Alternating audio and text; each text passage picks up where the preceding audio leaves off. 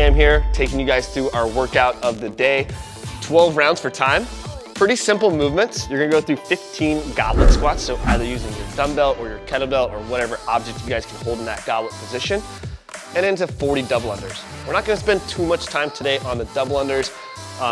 This is a good opportunity since you guys are at home if you don't have them. Just treat today as like a skill day. Maybe reach out to your coach for some individual scaling if you need to adjust the reps or if you think that you fall in that category. But don't get super hung up if 40 is a lot for you to manage. We are gonna pay attention to our squat, going through some squat mechanics and kind of what we wanna see you guys going through as we're going through our 12 rounds. So let's turn over to Coach Manny. He has his cute little dumbbell for today. So that dumbbell's gonna be in a vertical position. He's gonna have one end on the floor, one end up, and that's where I want his hands, kind of cradling around that top part of the dumbbell. He is gonna keep that dumbbell nice and close to his chest. This is a good starting position. Feet are about shoulder width, maybe slightly outside. I'm okay if he has his feet slightly turned out, but ideally we don't want them super turned out. So you show what that looks like, Coach? Yeah, so we don't want that, right? Toes, ideally a little bit more straightforward. For his weight distribution, I want to emphasize that he has weight on his big toe and his heel, and we're just trying to stay really balanced on our feet. So we don't want to be too far on our toes, we don't want to be too far on our heels. We're going to find that happy medium. As he breaks at the hips and knees, he's going to keep that chest up nice and tall. He's going to descend into that bottom of the squat, getting the crease of the hip below the knee. When he's in this bottom position, this is exactly what I want it to look like. His chest is tall, he's not leaning forward with his hips up, right? Letting that weight put a lot of stress on his lower back. He's up tall, he's not off of his heels, he's still balanced on his feet. From here, he's pushing his feet through the floor and he's squeezing his butt to get those hips to lock out.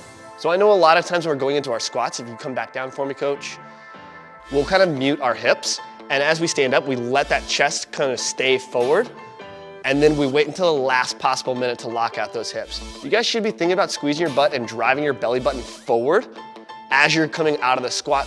That's gonna allow you guys to stay a little bit more upright. We wanna feel this, definitely in our quads, glutes. You guys are gonna feel a little bit in your shoulders just from stabilizing the weight, and in that midline as you guys are going through the 15 goblet squats. Cool? Once you guys are done with your goblet squats, you have your double unders. Like I said, we're not gonna spend too much time today, but what I do wanna see, if you are struggling, keep those elbows in nice and close. You should be able to see your hands out of the corner of your eye. So we're not letting them drift out super wide, going to that cross-like setup, right? We're not going down super low, just kind of in a nice, natural, relaxed position. I have him just go through a couple quick reps. He's staying more up on the balls of his feet now, so we're keeping those heels off the floor. Try again, Coach. It's been a while.